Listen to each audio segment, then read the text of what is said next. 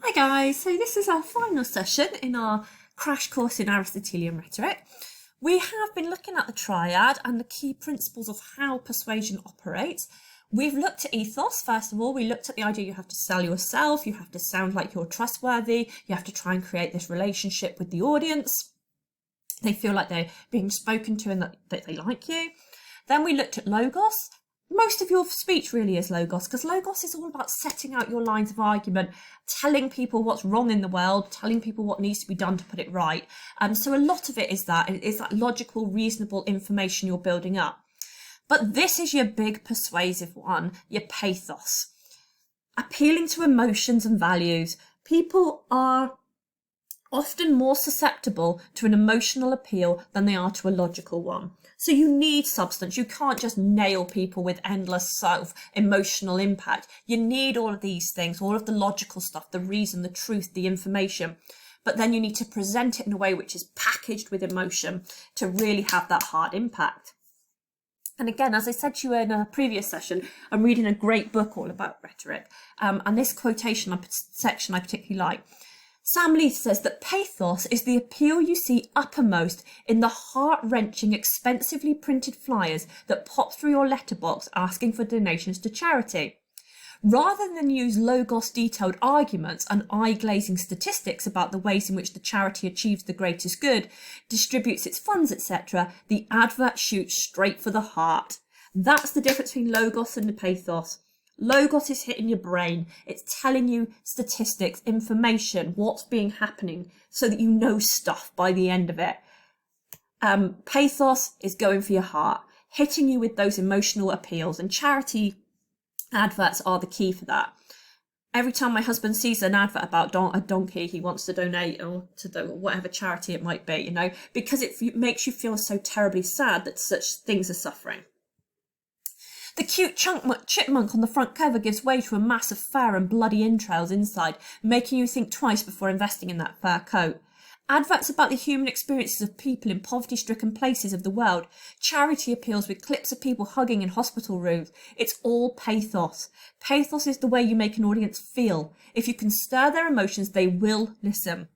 Human beings are full of emotion, and because of that, we're easily influenced by its effects. In a perfect world, only arguments using logos would persuade us to do anything, because facts are, well, facts. But unfortunately, we're too swayed by emotion. So you could have a really well thought out, detailed argument with loads of detail and loads of accurate information. But actually, people might ignore that because they find it boring. But people don't ignore their emotions. It's worth pointing out, in addition to that actually there is more than one emotion. Often when we talk about pathos and that emotional appeal, people think sadness. But actually, the most skilled writers and speakers appeal to a whole raft of emotions. Fear is really basic, really kind of key, particularly at this time. Constantly we're being persuaded to do things, tapping into our fear that actually people might get poorly, which is right, but it's a persuasive strategy. Pride, our pride in our country, our desire to do something because we feel as a nation we have a duty, which obviously also links into this concept of, this concept of patriotism. Anger, sometimes if we feel really cross about something, we'll act, and we can be manipulated to feel cross about things that we didn't even know we cared about, if the language is effective enough. And a bit more positive joy. People can appeal to our sense of happiness and make us feel that life could be better. Okay, so often it is about sadness. It is making us think, oh, that's so awful, I want to do something to help. But actually, it's more sophisticated than just that. Two key ways that writers and speakers create pathos is through anecdotes and emotive language. Anecdotes are little stories from your own experience that tell you something real that happened in the world to either you or to another person. If you talk about thousands of people dying, it can seem a bit remote and difficult to conceptualise. If you tell the story of one human being, one little girl, one little boy who suffered and died needlessly because of poverty, well, you hit me so much stronger because I can imagine it and I can conceptualise it. And that's the power of the anecdote. We're not robots, we're people, and human life experiences are more powerful than numbers. Emotive language, really carefully selected words. Words are loaded with connotations, loaded with associations. If we can pick words that are powerful and stir emotions in the reader, we can really influence them. So if you have a little look at a section of Prince William's speech, which I think is quite nice for pathos, he says, "Over 1,000 rangers have been killed in the line of duty in the last decade. Poaching levels may well be decreasing in some areas, but overall they remain too high. As the ivory market is closing down in some countries, it is being displaced elsewhere. Pangolin scales, rhino horns and body parts of big cats are still easy to find in street stalls all around the world. We are not yet seeing enough criminal convictions for wildlife offences, and all too often punishments are too lenient. And all this means that thousands of local communities are being deprived of their most valuable natural resources and a route out of poverty. It's heartbreaking to think that by the time my children, George, Charlotte and Louis, are in their 20s, elephants, rhinos and tigers might well be extinct in the wild. I, for one, am not willing to look my children in the eye and say we were the generation that let that happen on our watch." So, what I'd like to do is just to pause the video and to pick out any words that you think are particularly emotive, any words he used to try and stir an emotional effect. And can you identify as well where he's used an anecdote, a personal experience, to tap into that emotional appeal as well? So just pick out anything you think creates pathos. Okay guys, so hopefully you've picked out that as well as the pathos, there's actually quite a lot of logos, isn't there? So he tells us over 1,000 rangers. So straight away he gets going with logos, because that's information that's factual. But then we've got the pathos, we've got the appeal to our emotions, because it says killed. Any references to life being lost is always emotive. It always makes us feel sad that people are dying to try and fight for something and it's so unnecessary. He then obviously tells us a little bit more about the poaching levels, so we've got more logos. All of this bit is logos. The ivory market's closing down, pangolin scales. He tells us which animals are being sold. So we've got loads of logos again being, that should have been blue. Loads of logos again being built up because we've got lots of information which is clear and logical, helps us know the realities of what's happening. And then we've got this reference to the fact we're not yet seeing enough criminal convictions and punishments are lenient. So there he's appealing to our sense of anger a little bit. It makes me cross. Why are people being killed? Why are these animals being slaughtered and nothing's happening? It makes you angry. And all of this means that thousands of local communities are being deprived. Now, deprived, that's a nice emotive word, isn't it? The idea that people are going without, that they're suffering, just because so that criminal gangs can make more money.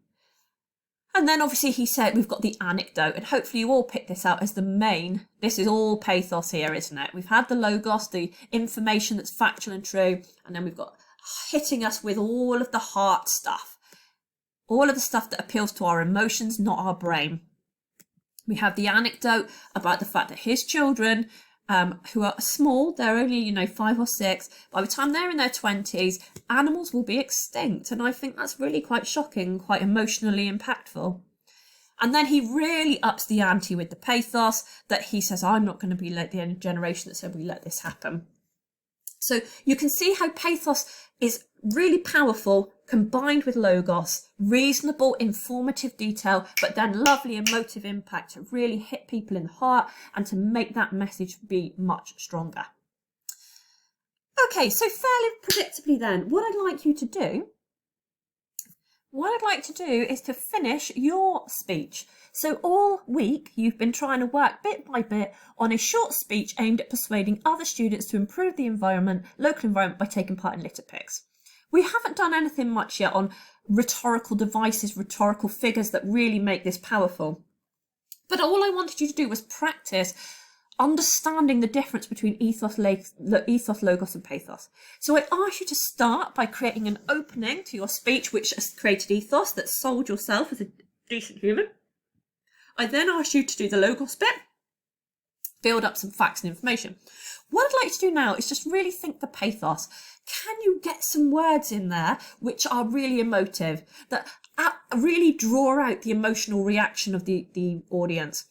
Maybe a short story about a dolphin being washed up on the beach, and when it had an autopsy, its stomach was full of plastic bags. People love a sob story about dying animals, and I'm not being flippant because I do. I'd be crying if I saw that on the news.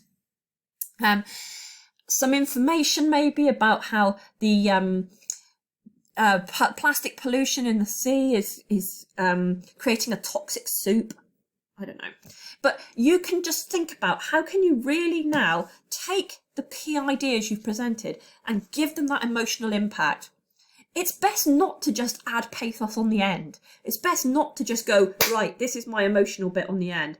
It's much better to subtly weave it through the whole thing so that it has stronger impact and doesn't feel too contrived. It's also a good idea to try to appeal to more than just the sense of sadness. So we might have your story about the dolphin with the plastic bags in its stomach, and that is tragic and it's dreadful. But you might also want to appeal to pump someone's sense of anger. A company that was releasing pollution into the ocean, or, you know, sorry, ignore what I just said, litter picking. Somebody who is caught dropping litter, but they only get a really small fine. That can make people feel really angry, can't it? So in the same way that William said that there's very few punishments for people who take part in wildlife crime, well, actually, there's not very many punishments for people who drop litter. So try to appeal to more than just people's sense of sadness. And of course, use William's speech to help you. Revise back on this video. So sorry, as I was saying, use this bit of speech to help you with yours. So you can say, over 1,000 creatures have been killed due to eating plastic waste in the oceans in the last decade or in the last month, or whatever statistic you want to go with. Pollution levels may well be decreasing in some areas, but overall they remain too high. Plastic bags are now less of a problem because we have to pay for them in supermarkets. But actually, microplastics are still getting into the ocean. So you can see how you can use Williams, but adapt it to pollution if you need to. Then look at your whole speech. Redraft it if you've got time. Don't worry too much about whether you've used any rhetorical devices or anything. All I want in there is ethos at the beginning, selling yourself a little bit, creating a relationship with your audience, logos, building up some facts, some information about why litter picks are a good thing, and then some interweaved within that, some emotive language that's going to really hit the audience in the heart. Please send that to your teacher, me if I am your teacher if I am not your teacher, and so we can mark it and give you some feedback. Next week, I'm going to focus on rhetorical figures, and that's the really fun bit.